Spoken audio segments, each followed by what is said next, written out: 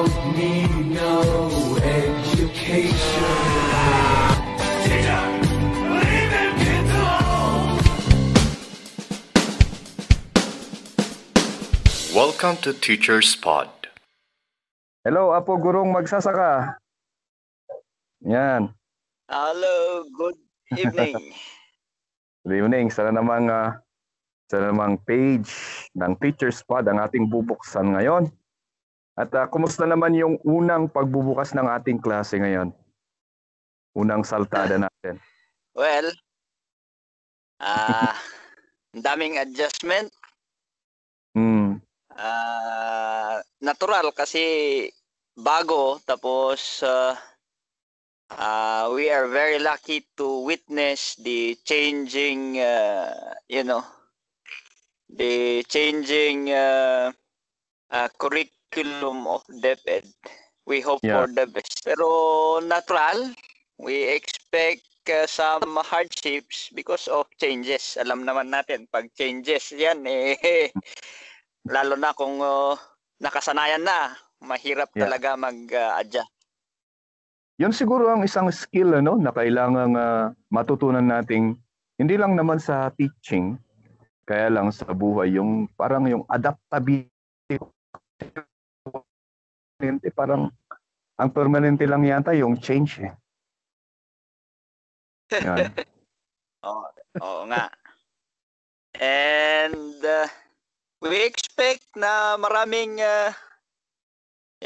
reklamo, di ba? But it seems that is how. Do you think that the looking at the framework of the curriculum, do you think it would be beneficial, or would it be a lot better kung compared sa sa K-12 natin? Yung aspeto na pinakonte good. Pero sa tingin ko lang na-rush yung preparation. Na-rush yung preparation. Ng curriculum, kaya meron tayong mga certain problems to address. Ayan, may sumasama sa ating podcast ngayon. Ayan. Pero number one siguro, resources of materials. Ako kanina, medyo nag-ano ako talagang, so ang ibig sabihin nito, kasi yung tinitingnan ko yung, wala ako sa seminar, sorry sa mga nakikinig na pero yung mga resources na talagang bahala na yung teacher na mamimili, parang ganoon pala yung labas, Oo, because you need to fit the prepared resources to the situation, the locality. Tama. Kaya nga, we are the master of our classroom. Yan. Doon papasok yung sinasabi mo kanina. Na you're the master of your classroom. Yes, tama. Oo, kasi kahit nasabihin ni DepEd na dapat ito ang ituro natin, di ba? Kung sa tingin mo, in your community, hindi yan masyadong mahalaga, you need to recalibrate the curriculum. You need to recalibrate the topic to fit. Because to fit the need of the community, because that is the essence of curriculum. Okay. To address the need of the community. Hindi ba ganon yung pagkasabi pala noong tayo nag-aaral pa? Nakalimutan ko na yan. Pero in a way, yun nga. Ang problema lang kasi and I don't know, pero parang sa field of education, masyado yatang micromanage yung yung mga teachers, to the point na you just go with the flow.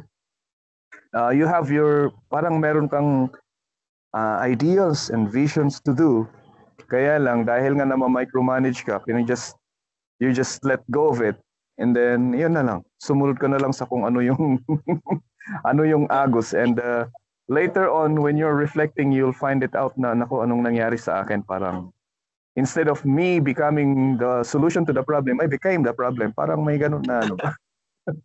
Oo. But then, ang kagandahan sa matatag, may na-download kahit kukunti man yon, pero may specific fund na na-download sa ating mga paaralan for the printing of resources. Ayan. But then, okay. Very minute yung fund. It is not enough, pero meron. Pero comparing to K-12. Yep. Nung tayo ay nag-uumpisa. Tama yan. Diba? We buy our own. na may mga yung ilang taon ng rason na failed bidding sa sa K-12 hanggang ngayon. Oo. Hanggang ngayon failed pa rin. Failed bidding pa rin eh. Yeah, so at least parang yung mga materials na so it's what is that? So konti lang yung naihanda, at least meron. And then now napupunta na tayo doon sa doon sa print natin na exemplar. Is that equivalent to the DLL, or you print that and then you make another one? You make your DLL. The instruction of the CID is that we are going to use that one. The exemplars. Pero ang ginawa kasi ng normal university, sana abnormal university yun eh. Ang Philippine Normal University, ginawa ang weekly. Di ba? Oh, yes. So kung titignan mo yung exemplar, yung Monday parang preparatory activities, yung Tuesday parang presentation ang labas, yung Wednesday parang discussion, Thursday parang generalization, yung Friday parang evaluation, parang ganon. Yes. I do not know if you have observed that one. Yeah, I saw it. Kaya nga sinasabi ko parang hindi ko alam kung paano ginawa ito. Kaya ang gagawin mo, magsasubtask ka ulit. Ngayon, ang question doon is you have to make your log. You really have to make a log. Yeah, pero before we go there, sa diskarte, bago tayo pupunta sa diskarte, we need to understand that they are also using a certain kind of teaching strategy, which is, I think, the UBD, yung understanding by design. Design, yeah. If I am not mistaken, that is being implemented sa high school. In the elementary, I think we did not implement that thoroughly. Yeah. So ngayon, we were forced to implement such a strategy na hindi tayo masyadong gamay. Yeah, exactly. Hindi natin gamay, and then parang nangangapa sa diskarte, no? The exemplar, ang pagkasabi kasi nila is you follow the exemplar. Doon na lumalabas actually yung reklamo ng mga teachers, because we are trying to contain the creativity of the teachers in the teaching field, di ba? Parang yung mga baka na nandun sa bundok, tapos ikakaula mo sila. I see the point, yeah. That the teacher need to follow that one because of the very strict time frame in teaching, which is 45 minutes. So wala kang choice kundi i-follow. Kasi kung Yeah. magda-divert ka, you will need more time in the preparation. At the same time, magre-readjust ka sa execution, di ba? Yeah. So There's for a lot of me, adjustment yeah, na so for nangyayari. me, my instruction sa mga kasama nating teachers is that do not change who you are as a teacher. Mm. Because when you change who you are as a teacher, buti kung ikagaganda ng delivery of instruction. Mm-mm. Yeah, right. So that Because is, parang nag-experiment ka pa pag if you're trying to change who you are as a teacher, tama? oh, And what if the experiment that you're trying to implement failed? Who's gonna yeah, suffer? Yeah, yes. tama. So, ang pakiusap ko lang sa mga kasamahan natin is that please strictly follow one or two subject. Mm-hmm. Okay. Yeah, you strictly follow yung sa exemplar. Tingnan natin kung ano ang effect, and then yung iba diskartehan mo na. Yeah. Yun Yeah. yung instruction natin. Of course, kung maririnig ng mga heads ito, I will be in hot water. Yeah. Explain in 48 hours. Oo. Di ba? Because but then Yeah. as a manager, Yes. you need to balance. Yeah, we'll still go back to the line that you said a while ago, that the teachers are the master of their classroom. Tama ba? The classroom. Oh yes. Yan. That is anchored actually sa sa pagkikipagdebate natin sa mga aktivistang taga UP noong tayo'y bata-bata pa. Kasi ang sinisigaw nila is that academic freedom. So Okay. if we now in the field, how are we going to practice that academic freedom that is being expounded by UP activist? Sorry, UP Diba? If we say, magandang oras po sa lahat ng mga taga-UP. Yeah. Oo, ako yung di kasungsung banda, ijay kalsada kan, ijay meeting room. Okay.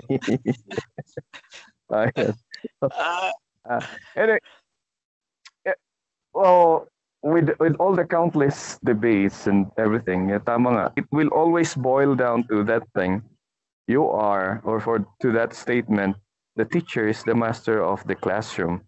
And regardless of whatever he's going to do or she's going to do, yung outcome pa na rin naman yung tinitingnan natin, di ba? Yung napakahalagang outcome na may natutunan ba yung bata?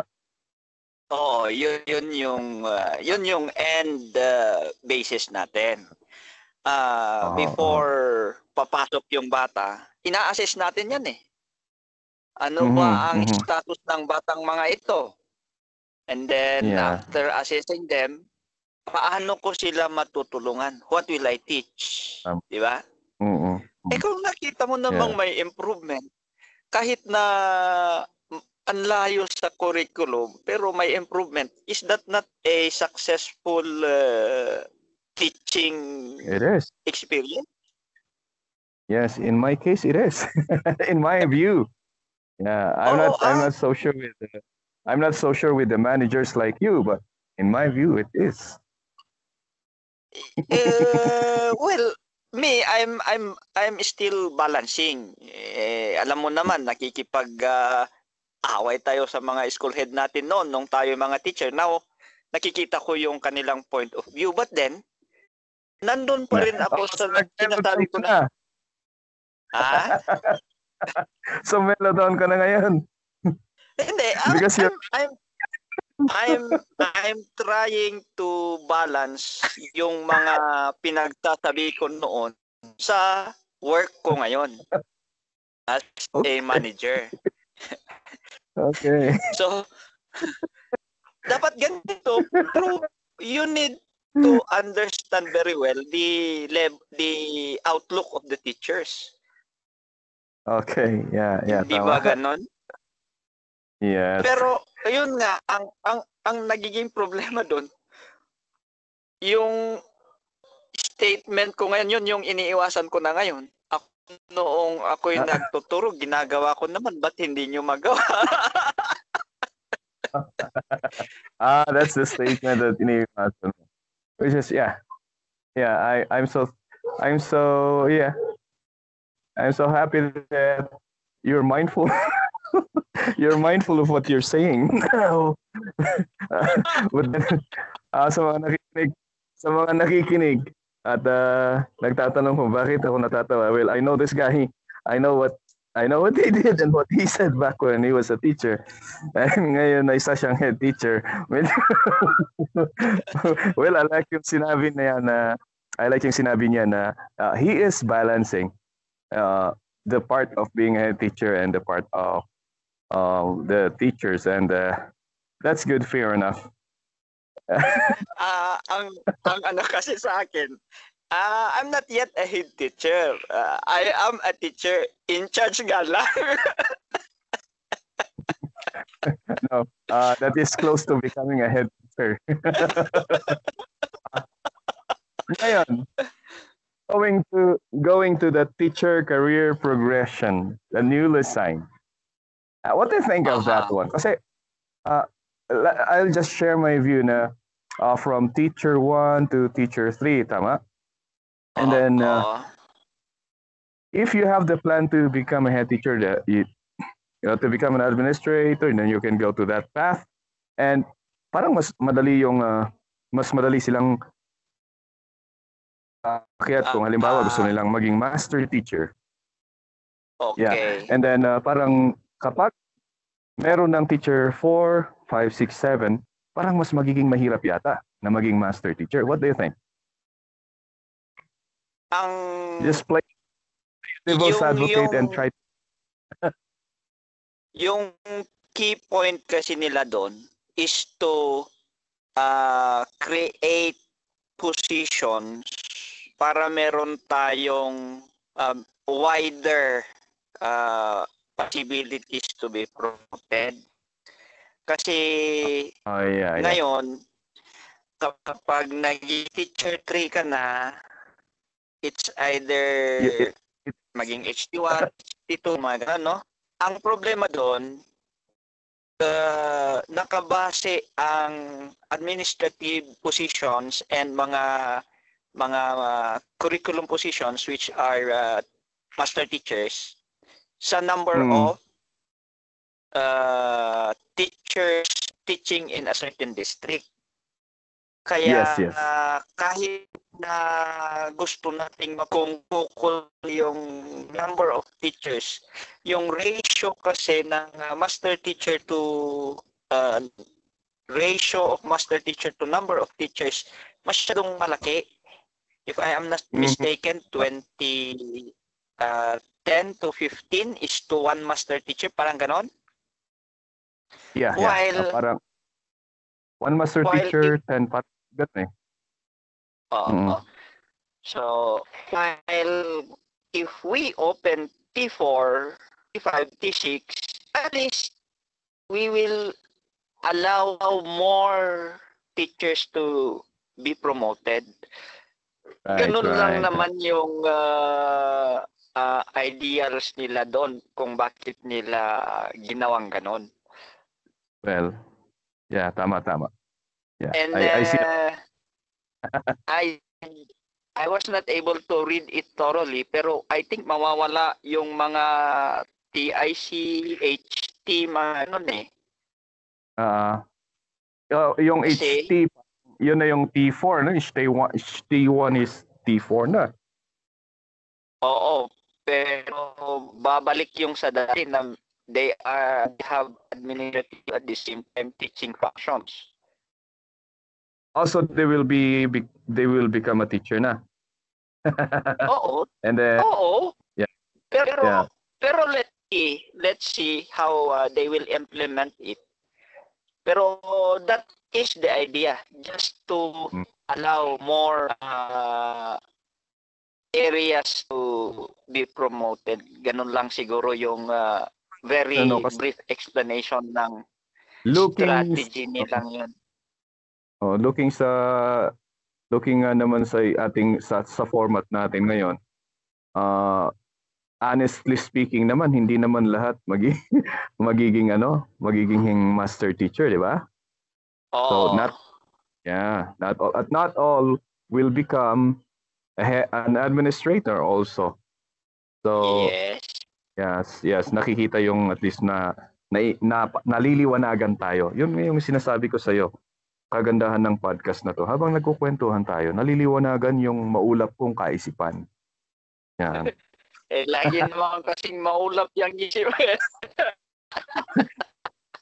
Sa mga nakikinig, maulap kasi yung tinitingnan ko ngayon dito. Nakatingin ako sa Stone Kingdom. Maulap Pagi. Ayan. I hope.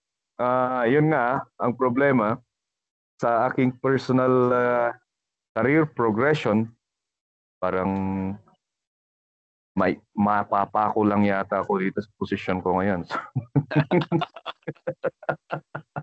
Hopefully, maayos natin yan in the near future. Yeah. If nasa sa atin lang naman kasi yan konting pitik lang siguro yan. Alam ko naman na na tayong mga teachers, pag we are given the chance talaga and proper motivation, kayang-kaya natin yan. That is Filipino teachers. Yun nga yung ina-admire nila sa Filipino teachers Konting motivation lang, they can move mountains. Mm-hmm. And then they can do a lot with so little. Yes. They can do so little. And I've seen a lot of teachers did that. You're one of them. So, teachers here, Filipino teachers. Great. Yun nga din, we do more than the required task for us. Ang problema nga lang kasi, we are not properly guided so that we will use those innovations, those practices in our own career progression. So sana that is well, as young educator naman, yun yung nakikita natin, yun yung na-experience natin. Hopefully we can, yung sinabi mo kanina, we can be part of the solution and not the problem. And di ba noon, sige, anong gagawin mo? Ginagawa mo na lang yung mga dapat mong gawin sa ngalan ng serbisyo, pero wala namang nagsasabing gawin mo to para yung ginagawa mong serbisyo, meron ka ring maiaalay sa inyong career. Yun nga yung di ba? Yun nga sana, so hopefully dumami tayo sa podcast na ito wherein may mga kasama tayo na school administrators na mag-share doon sa mga kung paano natin i-expand na yung career natin, sa ano yung mga dapat nating gawin, where at the same time, habang ginagawa natin yung sinasabi mo, habang ginagawa natin yung trabaho natin, nagpupondo tayo sa kahon nating for career progression. I saw what happened to you, di ba? Yeah. Ang dami mong example And ang daming pwedeng example, bakit ako lagi? It happened to me too, brother. Nung, alam mo, yung point na sasabihin lang sa'yo na iayusin mo yung papel mo. Makikipag-ranking ka. Ayusin mo lang na wala namang sinasabi sa'yo kung ano yung mga ano na yung mga dapat nating gawin, paano natin malalagyan ng puntos itong kategoryang ito. Not until dumating yung boss ko ngayon, which is I really admire her for that.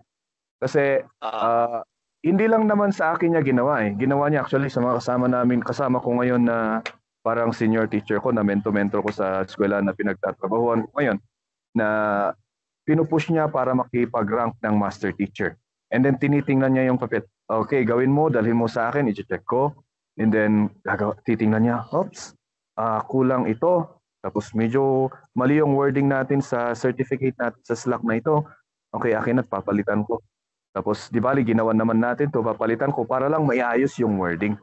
Saan ka nakakita ng ganung school head? Oo nga, those are the things that we need to be, thankful kung tayo ay may mga school head na ganyan. Kesa naman yung bahala ka sa buhay mo. Di ba? So, you need to be thankful. Yeah, I am. I am in a lot of ways thankful. Kasi, ayun, after nung parang paghihirap, nung una akong pumunta dito, alam mo, yung 10 months ko lang na nandito, parang yung feeling ko 5 taon akong 5 taon akong nandito.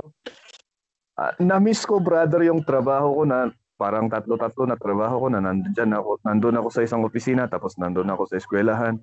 Parang nagsisi ako na umalis ako dyan. Marami. So, yun nga lang yung may attitude ako na parang ginagawa kong biro lahat kaya parang magaan lang. Pero yung time na medyo mahirap ngumiti talagang ayun, alam mo na. So parang this year parang we are harvesting yung tinanim naming patience because of that school. We are so blessed. Those are tama.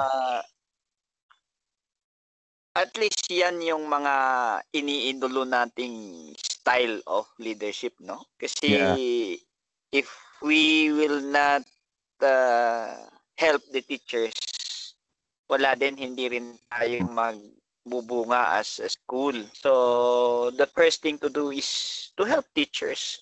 Once we motivated the teachers, and our sole motivation lang naman is money, our salary, our promotion. Once na we give due recognition to teachers naman, they will naturally bloom as the flowers of panagbunga. Malapit na. Tama. But then I need to go back. I need to go back sa sinabi mo kanina na we need to have good minds in the field to join the podcast. Alam mo ang sagot ko doon? Yeah. Ano? Meron bang may mga no adati mas naturturod kada isot. Tama. Anyway, yeah. Ibig sabihin nun kung may mas matapang sa atin. Meron. Alam mo, naghahanap ako ng podcast na katulad nito na hindi yung American-based, yung parang Filipino ba? Mahirap maghanap, may iisa lang. Kaya, sa Luzon, Visayas. Iisa lang. Ito lang. Yung may mga educational podcast na yung alam mo yung parang nagtuturo kumbaga. Pero yung parang commentary podcast na ang focus is teaching, wala. May iisa lang. Tapos dalawa lang tayo. So sabi ko, siguro totoo yung sinabi mo, tayo lang ang pinakamatapang, Luzon, Visayas, Mindanao. At inaantay. Hindi, meron din yung sa Facebook ba yon, si Teacher Weng? Teacher Weng, yeah. Oo, pero more on engagement sa mga stakeholders niya. And then mga comment ng mga teachers lang, mga ganun. Oo. Yan, tama. Na parang kaparehasin natin kasi commentary. Yeah. Oo. Tapos maburara din. Yung sa akin, medyo ayaw ko pang ipakita yung mukha ko eh.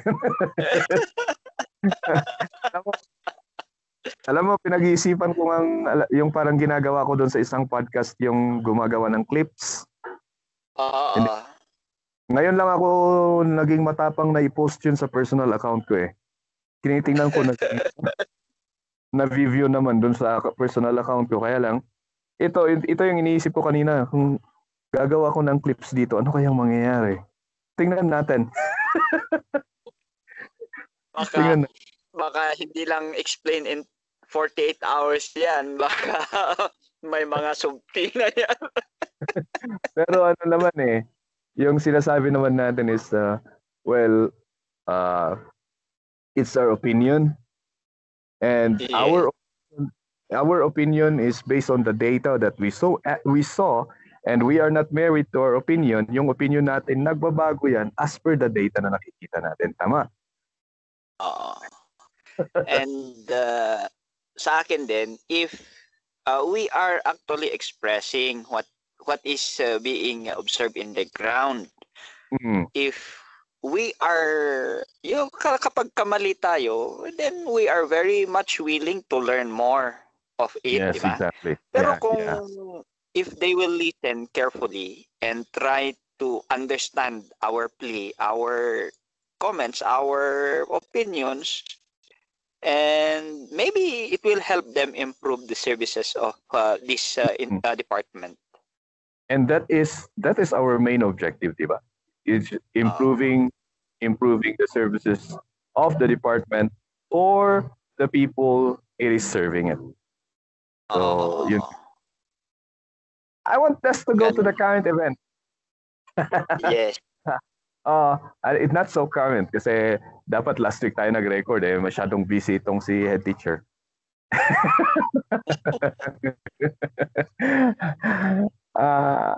Diba kapag tinatawag natin ang tao na sir, ibig sabihin no, nagpapakita tayo ng respeto. Ma'am, sir. Kailan ba nagiging insulto ang pagtawag sa isang tao na ma'am, sir?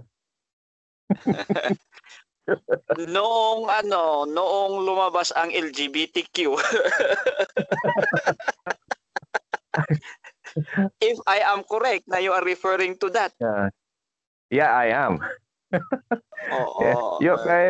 Kaya gusto kong umpisan sa linya na yun na siguro mas magandang tanungin kung halimbawa ikaw ay membro ng komunidad na yun na walang tao na magtatawag sa iyo ng sir. Maliban ngayon kasi parang ginagawa ng biro ngayon, ano? Pero before, walang tao na tatawag sa iyo ng sir na ang intention ay hindi ka respetuhin. Tinatawag kang sir dahil gusto kang bigyan ng paggalang. Tama ba ako? Tinatawag kang ma'am. Oo. Kahit na nga galit ka, di ba? Galit ka kapag nasambit yung ma'am at sir, parang mas magaan pa rin na papasok sa isang tao na nakakaalitan mo. Yeah, kasi parang you are trying to express yourself, pero may form of respect pa rin doon kahit galit ka. Meron. Yes. Yun nga yung ayoko na... Kaysa naman yung galit ka nang nagsasalita, hoy pa yung tawag mo, away kayo, di ba? Oo, lalong mag-iinit, ano? So, hindi ko alam let us give the benefit of the doubt sa mga para hindi naman nila sabihin na gender bias tayo, no? Bigyan natin sila ng pagkakataon. Pero what point na magagalit tayo kapag sinabi nating ma'am isang bakla niya, isang boy, or sir sa isang bakla? Pwede mo na lang namang sabihin na, excuse me, babae ako, lalaki ako. Di ba? Pwede namang sabihin ganon.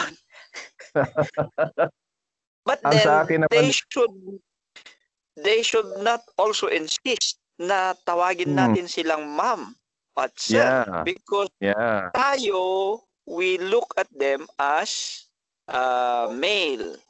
mhm, We look at them as female, yung mga tomboy. yeah, Yung mga yeah, bakla, we look at them as male din. So, mhm, sinabi natin, sir, bakit sila magagalit? yes. Yun ang ano ko eh, kasi uh, I see only two genders. I'm sorry. Um, hindi ko sinasabi na I don't respect you if you're gay, if you're whatever you want to call yourself. But then I only see two genders, and that's just male and female. And Oh, that's it. And kung gusto mong maging whoever you wanna be, kung gusto mong maging kabayo, kung gusto mong maging ano, then so be it. But oh. do not force me to believe what you want to be. what you Oo, not what you unless want to believe not for unless yourself. maglagay ka ng name tag. Pwede bang Oh yeah. tawagin mo akong kabayo para ako'y maging Uh, masaya, di ba? yan. If Siyempre, yeah, gusto kitang tulungang maging masaya. So, hello kabayo, sabihin ko sa iyo. yeah. Uh, eh, but then yun nga, you cannot force people, to like to conform with what you want or what you're dreaming to be. You have to give respect also to the person's point of view or opinion, ganon. And they will also respect you. Yung sa akin nga sabi ko, I respect you. You can do whatever you want. Gusto mo maging bakla, but you cannot force me to believe that you are someone else that in my eyes you're not. Ang ganun lang naman. Kasi Ang ano to for me sa ano naman, natin nga eh. Go for on, me go on. naman siguro, so long as we respect them sa kanilang pagkatao, no? As what they want to be. But Yeah. then, they should also respect us by not, yung sinabi mo, ipagduduldulan yung gusto nila. Kasi Oo. nga, rinirespeto natin sila. So, we deal with them. We befriend them. Yeah. Makikipag-usap tayo sila. Those are ways on how we respect their identity. Yes. Hindi po Yes. ba? So, Mm. in return, they should also respect us by accepting how we look at them. Yeah, exactly. So, kung kahit na they feel that they are ladies, pero ang tingin natin sa kanila ay tunay na lalaki, they should also respect that. Yeah, exactly. So long as hindi tayo nag-aaway. Mhm. Yeah, and we're living harmoniously, that we are free to share our opinion about those matters without getting canceled. Let This is our- let go them on, know, them know that we have a lot of friends and we work well with the LGBT Yeah. members.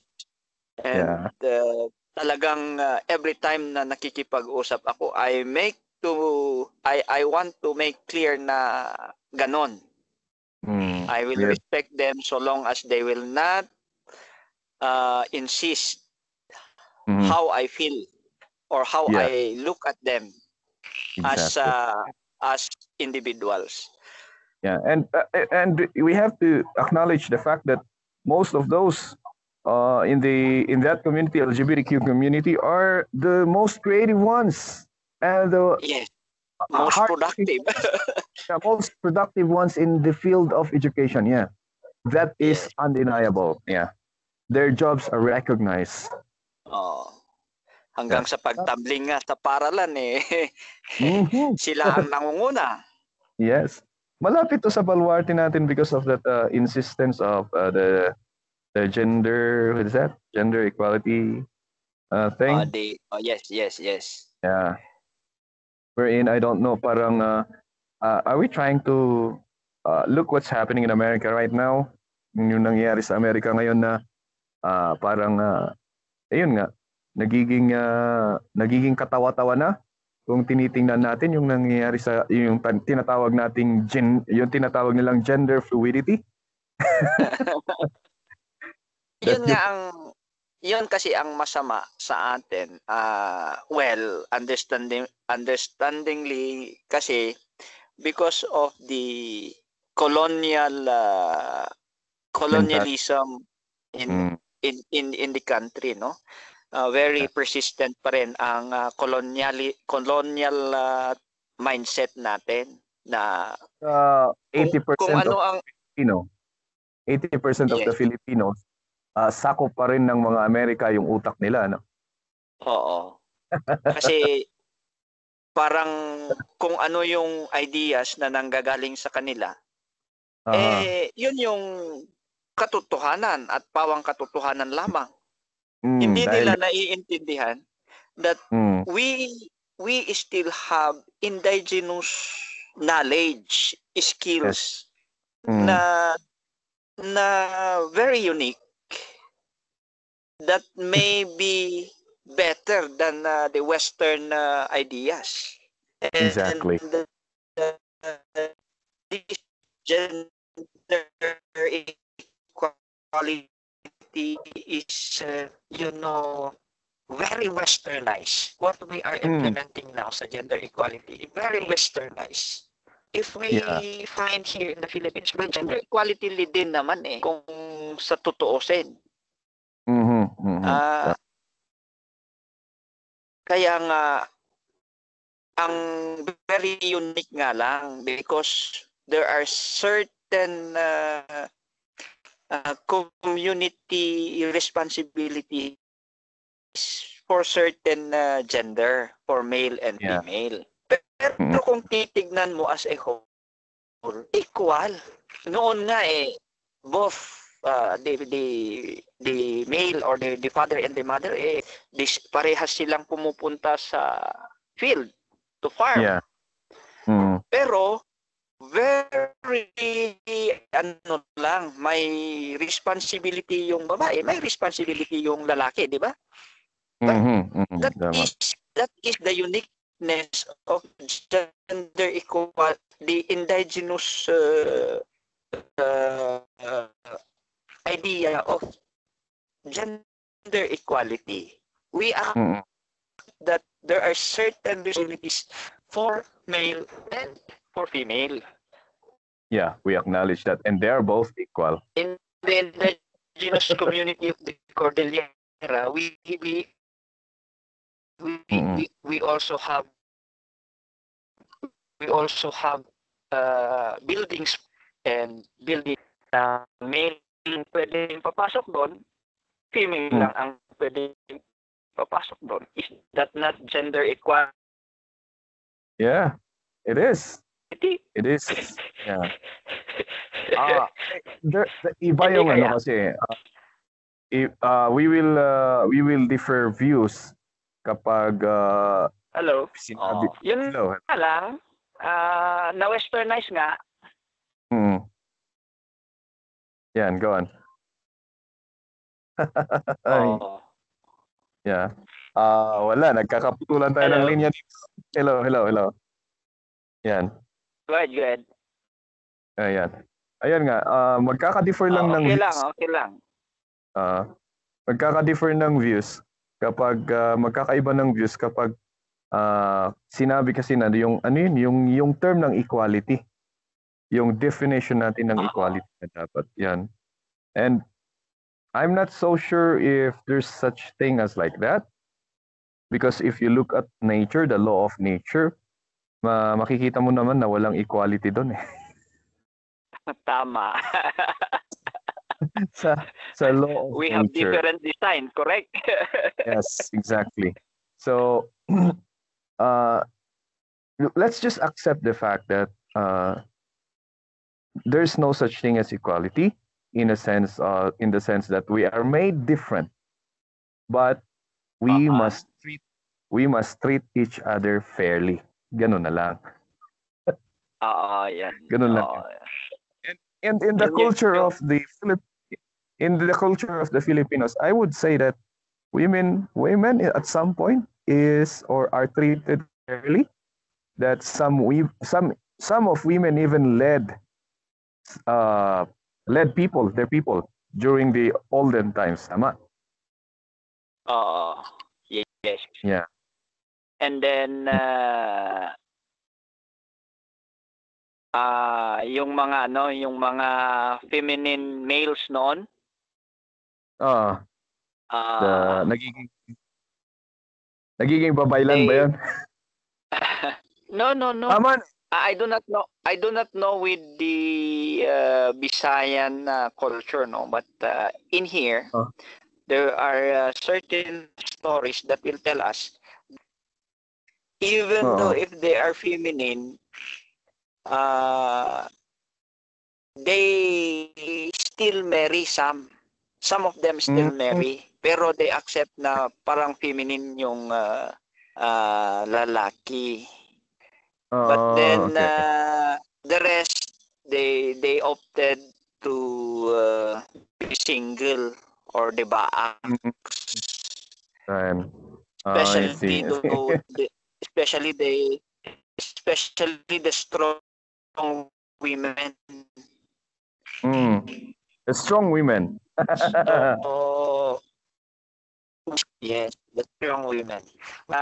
Meron silang way of acceptance sa mga mga kakaibang gender. Yeah. For But the lack then, of the word, kakaibang gender. still, they consider those as male, and yung mga male and female pa rin ang tingin. Yeah, exactly. Okay, I think we've been talking for an hour now. We'll cut it here. Yeah, and then we'll do the next one, and we'll be talking about the classroom settings maybe on the page. Yeah, and siyempre hindi tayo nakapag usap noong last week because of the signal internet situation, so parang binawi pa natin ngayon. Yan, tama. Yan. Anyway, for those who are listening, thank you so much. This is El Maestro, and you can always follow me sa aking Facebook page, sa aking YouTube, and for the other podcast. Sir Jan, your turn. Okay, this is John Irvin Kissing, ang gurong magsasaka ng Budbud Elementary School. Good evening. Yeah. Thank you so much. See you on page 19.